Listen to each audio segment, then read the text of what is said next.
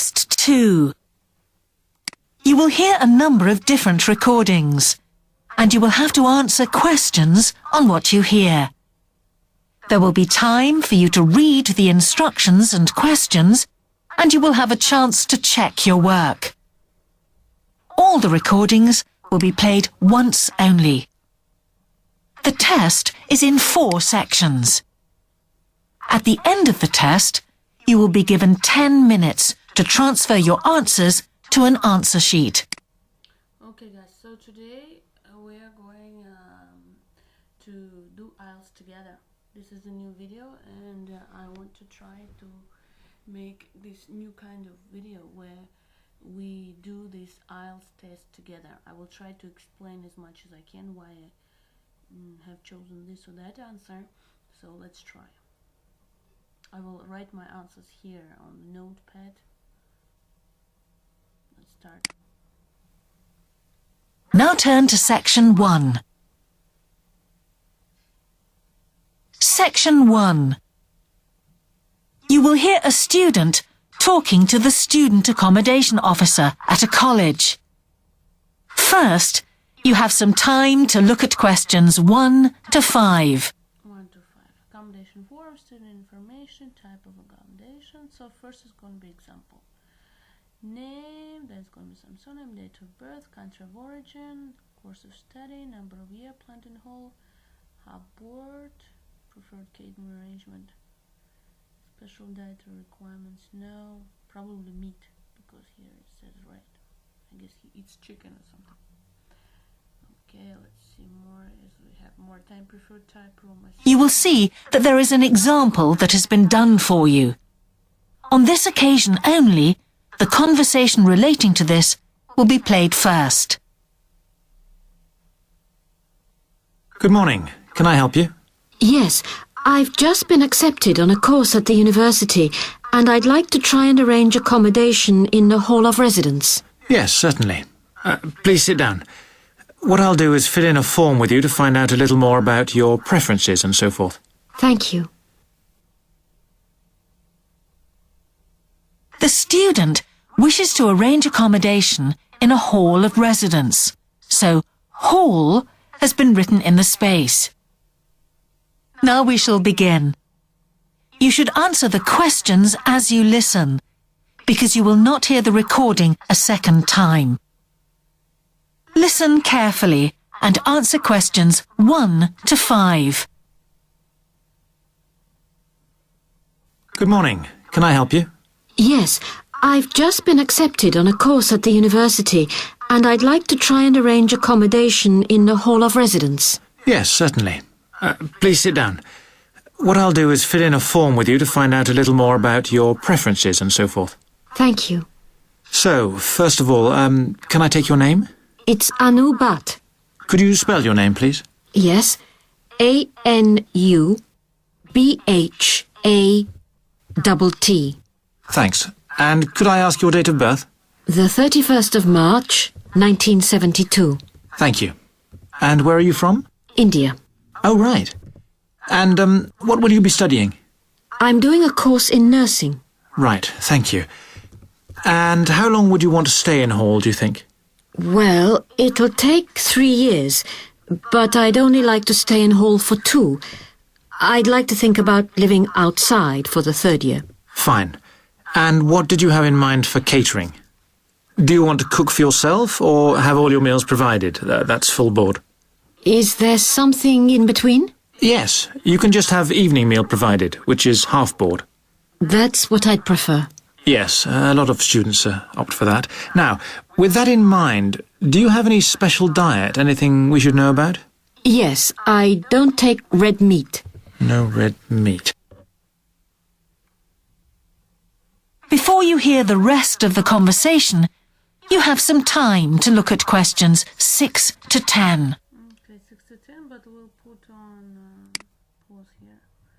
I don't know, here it's like 31st. So here you can see one word and number for each answer. So that means...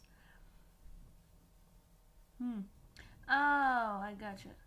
Here I was a little bit perplexed about how to put her date of birth. So March is 31st. March. Date of birth. This is, I guess, like this. 03, 31st. Like this. Okay, let's make it like this. So, I hope it will be counted as one number. So now we have time to look at the question 6 to 10, as you remember.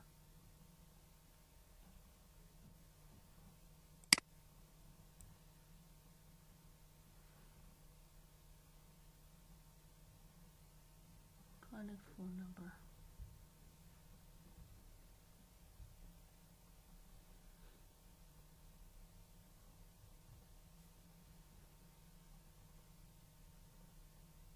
Now listen and answer questions 6 to 10. Now, thinking about the room itself, we have a number of options. You can have a single study bedroom, or you can have a shared one. These are both what we call simple rooms. The other alternative is to opt for a single bedsit, which actually has more space and better facilities. There's about £20 a week difference between them. Well, actually, my grant is quite generous, and I think the bedsit sounds the best option. Lovely. I'll put you down for that, and we'll see what availability is like. Now, can I ask some other personal details which we like to have on record? Yes, of course. I wonder if you could let us know what your interests are. This might help us get a closer match for placing you in a particular hall. Well, I love the theatre. Right. And I enjoy sports, particularly badminton. Ah, that's worth knowing. Now, what we finish with on the form is really a list from you of what your priorities are in choosing a hall. And we'll do our best to take these into account. Well, the first thing is I'd prefer a hall where there are other mature students, if possible. Yes, we do have halls which tend to cater for slightly older students. And I'd prefer to be out of town. That's actually very good for you because we tend to have more vacancies in out-of-town halls. Ah, lucky. Yes. Anything else? Well, I would like somewhere with a shared area, a TV room, for example, or something like that. It's a good way to socialise. Certainly is. That's it. Now, we just need a contact telephone number for you. Oh, sure, I'll just find it. It's 667549. Great. So we'll be in contact with you as soon as possible. That is the end of section 1. You now have half a minute to check your answers. Okay, here are our answers. Let's go to section 2. Alright, let me put on the next audio track. Okay. Section 2. You will hear a man giving a talk to new members of a wildlife club in the south of England. First, you have some time to look at questions 11 to 13. Okay, so here no more than 3 words. Parks and open spaces, name of place, Helen Common, or particular instance of River Ouse, open 24 hours. Hold down many different something between and, okay, these are hours. Longfield Country Park, and constructed 2,000-year-old with activities. Now listen carefully and answer questions 11 to 13. Hello, I'm delighted to welcome you to our wildlife club and very pleased that you're interested in the countryside and the plants and creatures of this area. I think you'll be surprised at the variety we have here, even though we're not far from London. I'll start by telling you about some of the parks and open spaces nearby. One very pleasant place is Halland Common. This has been public land for hundreds of years, and what you'll find interesting is that the River Ouse, which flows into the sea 80 kilometres away, has its source in the common. There's an information board about the plants and animals you can see here. And, by the way, the common is accessible 24 hours a day.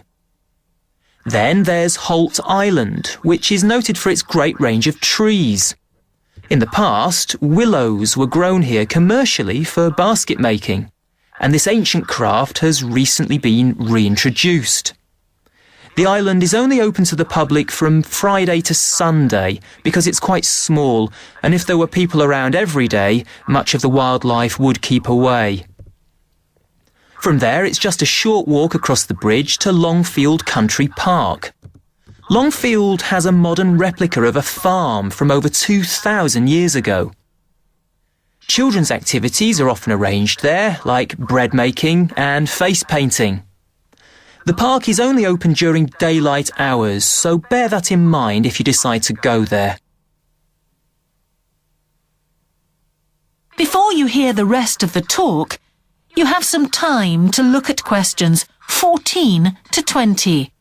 Okay, here I actually missed that. Reconstruct 2000. Okay, let it put like a building or something. No, really. Okay, so let's make a guess. 14 to 16 or 14 to 20, yes? 72 and 20. AI next questions. Now listen and answer questions 14 to 20. Longfield Park has a programme of activities throughout the year, and to give you a sample, this is what's happening in the next few days. On Monday, you can learn about herbs and how they've been used over the centuries. You'll start with a tour of our herb garden, practice the technique of using them as colour dyes for cloth, and listen to an illustrated talk about their use in cooking and medicine. Then on Wednesday, you can join local experts to discover the variety of insects and birds that appear in the evening. We keep to a small number of people in the group, so if you want to go, you'll need to phone the park ranger a few days ahead. There's a small charge which you should pay when you turn up. I'm sure you're all keen to help with the practical task of looking after the park, so on Saturday you can join a working party. You'll have a choice of all sorts of activities, from planting hedges to picking up litter, so you'll be able to change from one to another when you feel like it. The rangers will be hard at work all day, but do come and join in, even for just a short while. One thing, though, is to make sure you're wearing something that you don't mind getting dirty or torn. And finally, I'd like to tell you about our new wildlife area, Hinchingbrook Park, which will be opened to the public next month. This slide doesn't really indicate how big it is, but anyway, you can see the 2 gates into the park and the main paths. As you can see, there's a lake in the northwest of the park with a bird hide to the west of it at the end of a path. So it'll be a nice, quiet place for watching the birds on the lake. Fairly close to where refreshments are available, there's a dog walking area in the southern part of the park, leading off from the path. And if you just want to sit and relax, you can go to the flower garden. That's the circular area on the map, surrounded by paths. And finally, there's a wooded area in the western section of the park, between 2 paths. OK, that's enough from me, so let's get on and have a look. Okay. That is the end of section 2. You now have half a minute to check your answers. Okay, here I put C because they say something like a dog. What is it? C18. Yes, dog walking area was somewhere south, further away from the path or something. So I pushed this one because this is closer to the path and this is a little bit further away. All right, let's go to our next part. Section 3. You will hear the Director of Studies in an English Language Centre and a student representative talking about their Self-Access Centre. First, you have some time to look at questions 21 to 24. Okay, students want to keep the self-access center because they enjoy the variety, they like being able to work on their own. It's an important part of their studies. Some teachers would prefer to close the self-center, move, also restrict access. The students' main concern about using the library would be the size of the library, difficulty in getting help to local materials. The director of studies is concerned about the cost of upgrading, the lack of space in the center, the difficulty in supervising the center. Alright, let's try to answer the questions that are coming. Now listen carefully and answer questions 21 to 24. Hi, Yun. As you know, I've asked you here today to discuss the future of our self-access centre. We have to decide what we want to do about this very important resource for our English language students. So, can you tell me what the students think about this? Well, from the students' point of view, we would like to keep it. The majority of students say that they enjoy using it because it provides a variation on the classroom routine, and they see it as a pretty major component of their course. But we would like to see some improvements to the equipment, particularly the computers. There aren't enough for one each at the moment, and we always have to share. Well, yes, the teachers agree that it is a very valuable resource. But one thing we have noticed is that a lot of the students are using it to check their personal emails. We don't want to stop you students using it, but we think the computers should be used as a learning resource, not for emails. Some of us also think that we could benefit a lot more by relocating the Self-Access Centre to the main university library building. How do you think the students would feel about that, Yun? Well, the library is big enough to incorporate the Self-Access Centre, but it wouldn't be like a class activity anymore. Our main worry would be not being able to go to a teacher for advice. I'm sure there would be plenty of things to do, but we really need teachers to help us choose the best activities. Well, there would still be a teacher present and he or she would guide the activities of the students. We wouldn't just leave them to get on with it. Yes, but I think the students would be much happier keeping the existing setup. They really like going to the Self-Access Centre with their teacher and staying together as a group to do activities. If we could just improve the resources and facilities, I think it would be fine. Is the cost going to be a problem? It's not so much the expense that I'm worried about, and we've certainly got room to do it, but it's the problem of timetabling a teacher to be in there outside class hours. If we're going to spend a lot of money on equipment and resources, we really need to make sure that everything is looked after properly.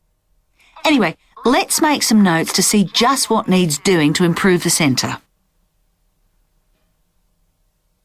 Before you hear the rest of the conversation, you have some time to look at questions 25 to 30. So here's it because they have to look after, which is supervising. 25 to 30, no more than 2 words, okay? Necessary improvements to exist self-access equipment, resources, the level of the sum. Materials in particular should be more clearly shown. Update the something collection by some and divide them up. Use of the room, speak to the teachers and organize something for supervising center, install and restrict personal use of something on computers. Alright, let's get on it. Now listen and answer questions 25 to 30. Now, what about the computers? I think it might be a good idea to install some new models. They would take up a lot less room, and so that would increase the workspace for textbooks and so on. That would be great. It is a bit cramped in there at times. What about other resources? Do you have a list of things that the students would like to see improved? Yes, one of the comments that students frequently make is that they find it difficult to find materials that are appropriate for their level, especially reading resources. So I think we need to label them more clearly. Well, that's easy enough. We can get that organised very quickly. In fact, I think we should review all of the study resources as some of them are looking a bit out of date. Definitely. The CD section especially needs to be more current. I think we should get some of the ones that go with our latest course books and also make multiple copies. Good. Now, I was also thinking about some different materials that we haven't got in there at all. What do you think of the idea of introducing some workbooks? If we break them up into separate pages and laminate them, they'd be a great resource. The students could study the main course book in class and then do follow-up practice in the Self-Access Centre. That sounds good. OK, now finally we need to think about how the room is used. I'll have to talk to the teachers and make sure we can all reach some agreement on a timetable to supervise the centre after class. But we also need to think about security too, especially if we're going to invest in some new equipment. What about putting in an alarm? Good idea. The other thing I'd like to do is talk to our technicians and see whether we could somehow limit the access to email. I really don't want to see that resource misused. What about if we agree to only use it before and after class? Yes, that would be fine. OK, anyway, that's great for now. We'll discuss it further when we've managed to sort. That is the end of section 3. You now have half a minute to check your answers. Okay, I was a little bit slow here because I didn't realize it was the answers, but I hope these answers are correct. We will check it later. Alright, let's go to our next section. That's the last section. Alright, Section 4. You will hear the beginning of a lecture about business cultures. First, you have some time to look at questions 31 to 40. Okay, it's going to be 240.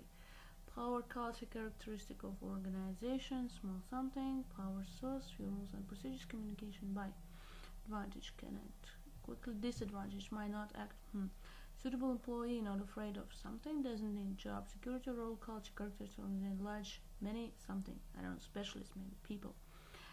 Okay, rules, procedures, job, something, and rules for discipline, advantages, economy, soft scale, successful, when, something, ability is important. Disadvantage, slow to see when, is needed, slow to react, suitable employee, value, security, doesn't want something. Task, culture, characteristic, organization, project. Now listen carefully and answer questions 31 to 40. Suitable employee likes to work in groups. Alright. Good morning, everyone. One word. Now, whether you're going to university to study business or some other subject, many of you will eventually end up working for a company of some kind. Now, when you first start working somewhere, you will realize that the organization you've joined has certain characteristics. And we often refer to these social characteristics as the culture of the organization. This includes its unwritten ideas, beliefs, values, and things like that. One well-known writer has classified company cultures by identifying 4 major types. The first type is called the power culture, and it's usually found in small organizations. It's the type of culture that needs a central source of power to be effective. And because control is in the hands of just 1 or 2 people, there aren't many rules or procedures. Another characteristic is that communication usually takes the form of conversations rather than, say, formal meetings or written memos. Now, one of the benefits of this culture is that the organization has the ability to act quickly, so it responds well to threat or danger on the one hand, and opportunity on the other. But on the negative side, this type of organization doesn't always act effectively, because it depends too much on 1 or 2 people at the top, and when these people make poor decisions, there's no one else who can influence them. And the kind of person who does well in this type of business culture is one who is happy to take risks, and for whom job security is a low priority. The next type is known as role culture. That's R-O-L-E, not R-O-double-L, by the way. And this type is usually found in large companies, which have lots of different levels in them. These organizations usually have separate departments that specialize in things like finance or sales or maintenance or whatever. Each one is coordinated at the top by a small group of senior managers, and typically everyone's job is controlled by sets of rules and procedures. For example, there are specific job descriptions, rules for discipline, and so on. What are the benefits of this kind of culture? Well, firstly, because it's found in large organizations, its fixed costs, or overheads as they're known, are low in relation to its output or what it produces. In other words, it can achieve economies of scale. And secondly, it is particularly successful in business markets where technical expertise is important. On the other hand, this culture is often very slow to recognize the need for change, and even slower to react. What kind of person does this type of culture suit? Well, it suits employees who value security and who don't particularly want to have responsibility.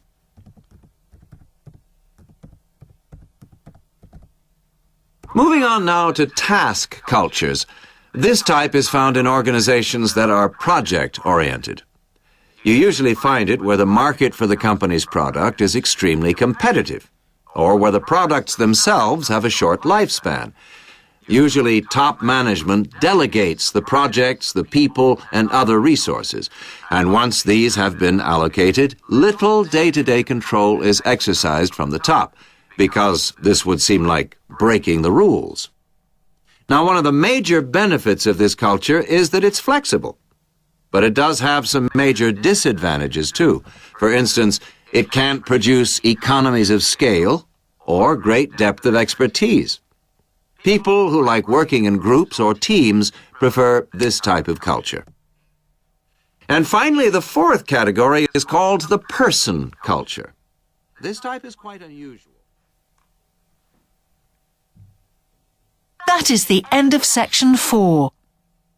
You now have half a minute to check your answers. Here, 37, I was not sure. Successful economies of scale, successful when technical ability is important.